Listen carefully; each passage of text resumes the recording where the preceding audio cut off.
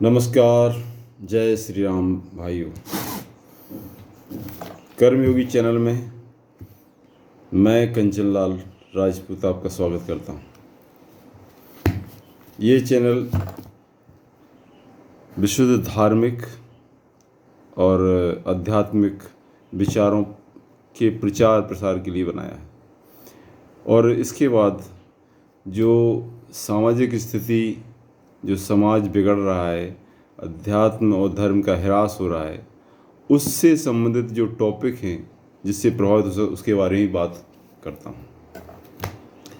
मेरा ज़्यादातर फोकस है गीता जी के, मैं पाठ करके उसका जो अर्थ है उनको बताने की कोशिश करता हूँ और मेरा यही उद्देश्य है कि अधिक से अधिक धर्म का प्रचार हो, लोगों को अच्छा जीवन मिले, लोग कुछ अपना जो जीवन है उसको सुधारने का, अगर एक किरण सुधारने के लिए कोई भी एक बात मन में उन्हें ऐसे प्रभावित कर जाए जिससे उनका जीवन संवर सके, तो ये मेरी बहुत बड़ी सफलता होगी। क्योंकि अच्छे काम की क्या होती है, जब स्टार्ट कर देते हैं, भगवान ने गीता में खुद कहा है कि जो भी कर्मयोग या ज्ञान योग है इसका कभी अंत नहीं होता। अगर इसका प्रारंभ कर दिया जाए तो इसका कभी नाश नहीं होता। इसलिए पुण्य, दान, तप, यज्ञ और भक्ति, दान पुण्य तब तो ये जो है आपके ख़त्म हो जाएंगे, लेकिन भगवान की जो निष्काम भक्ति है उसका अगर आपने कभी थोड़ा सा भी प्रयास कर लिया तो आपको जन्म जन्मांतरवाद तार देगा। एक जन्म में नहीं तरेंगे, दूसरे जन्म में, तीसरे जन्म में आप मुक्त हो जाएंगे, लेकिन वो पीछा नहीं छोड़ेगा, वो जो है आपको शुद्ध करके ही रहेगा। तो इसमें ये कहा है, देखिए, नेहाभिक्रम नाशो अस्ति प्रत्यवायो न विद्यते स्वल्पम अप्यस्य धर्मस्य त्रायते महतो भयात्।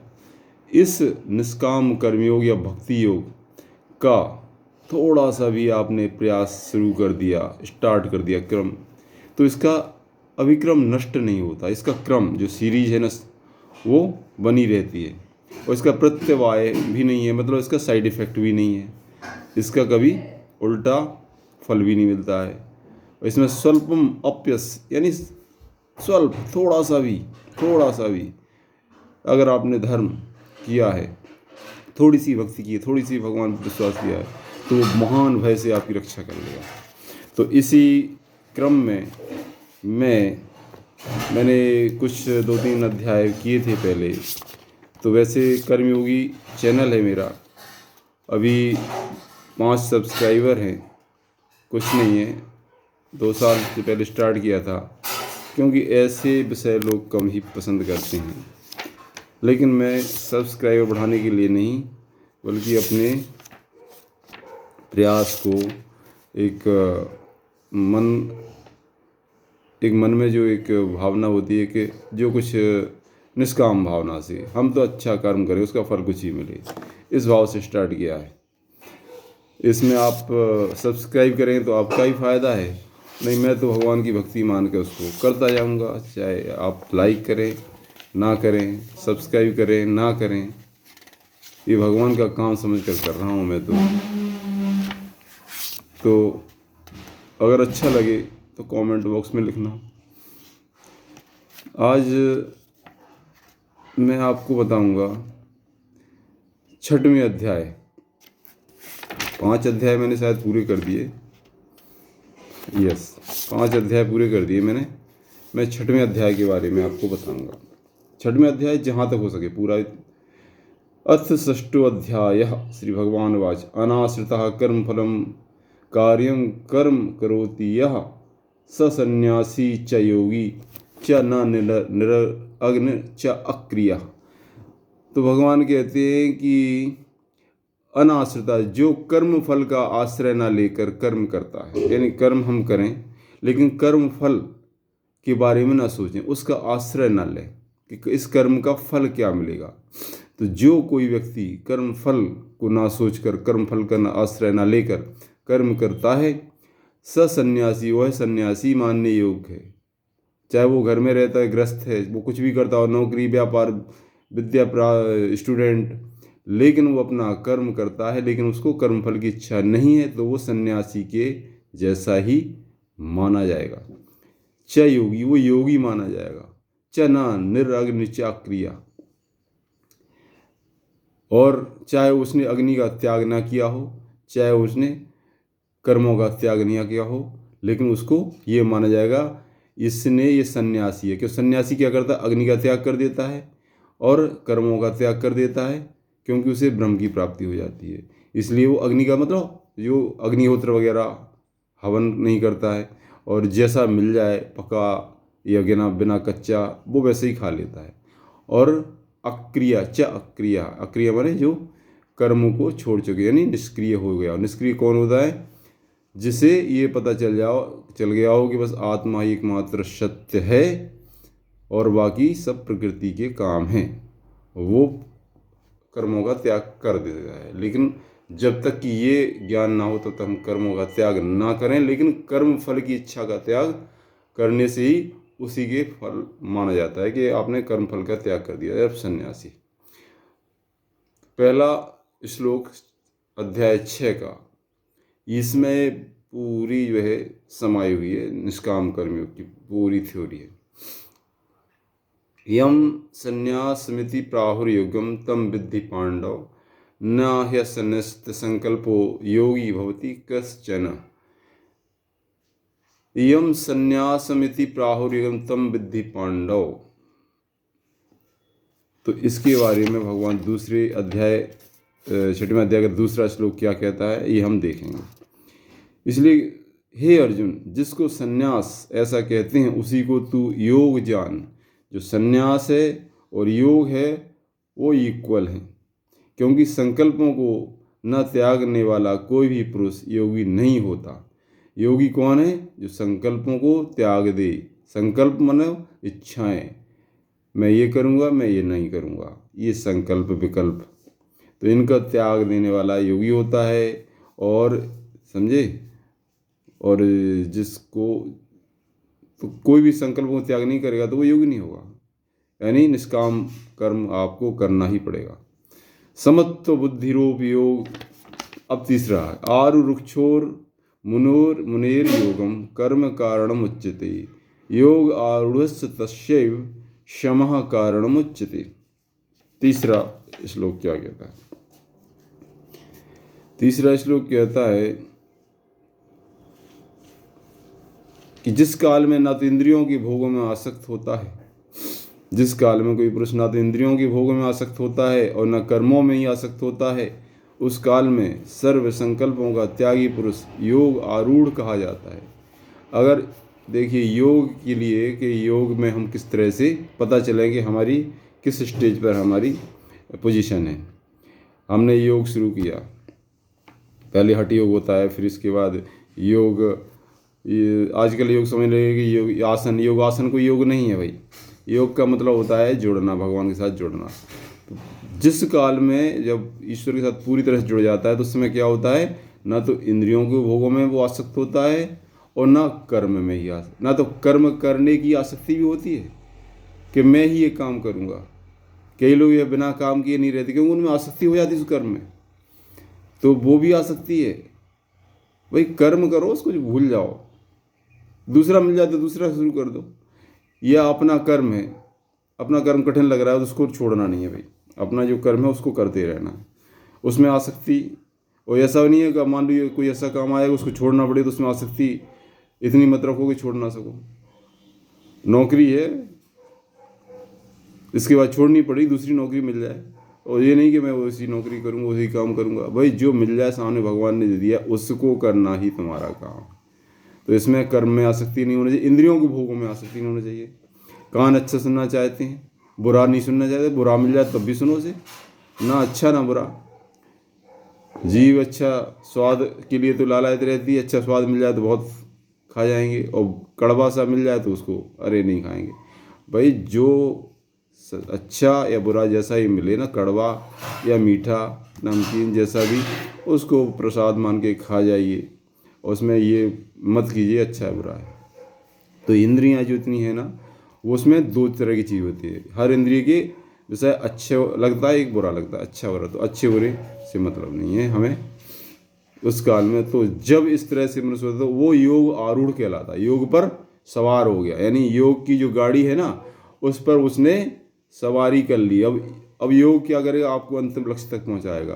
तो जब तक कि आप इंद्रियों पर विजय प्राप्त नहीं करते हैं, जब तक कि आप संकल्पों का त्याग नहीं करते हैं, तब तक आप योग की गाड़ी पर बैठे नहीं। अभी आप नीचे चल रहे हैं, योग का नाम ले रहे हैं, दौड़ रहे हैं उसके पीछे ले गए योग आरूढ़। तो इस तरह से ये है तीसरा।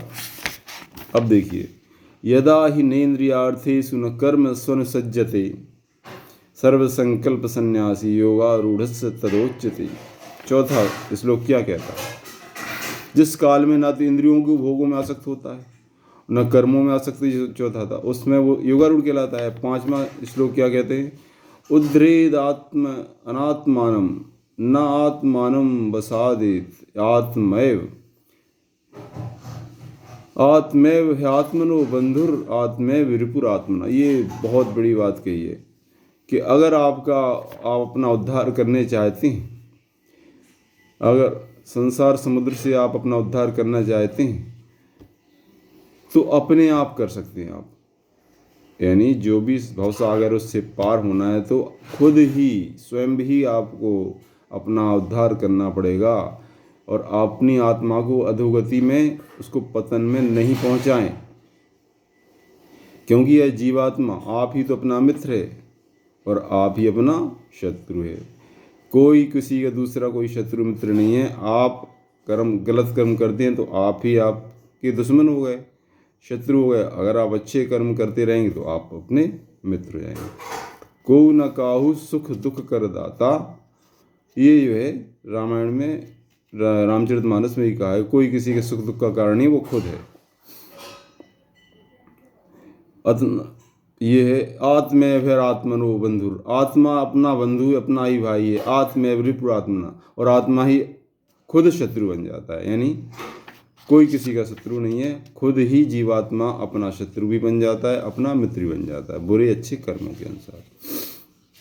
जितात्मना प्रशांतस परमात्मा समाहिता, नहीं, अच्छा छठवां, बंधुरात्मा एनात्म आत्मना जिता अनात्मनस्तु शत्रुत्वे वर्ते तात्म्य शत्रुवत। भाई कब बंधु बन जाता है, कब शत्रु बन जाता है? जितात्मना नहीं, बंधुरात्म, वो अपना बंधु कब है? जब उसने अपने आप को जीत लिया है। उस जीवात्मा का तो आप ही मित्र है। किस जीवात्मा का मित्र है? जिस जीवात्मा द्वारा मन और इंद्रियों सहित शरीर जीता हुआ है। जो अपने मन और शरीर को जीत लेता है वो जीवात्मा अपना मित्र है, और वो अपना शत्रु है जिसने अपने मन इंद्रियों को जीता नहीं है। इसलिए अपने मन और इंद्रियों पर काबू करो तो आप अपने मित्र बन जाएंगे, अपने जीवात्मा के मित्र बन जाएंगे, और नहीं तो उसके शत्रु बन के उसको अधोगति में पहुंचा देंगे।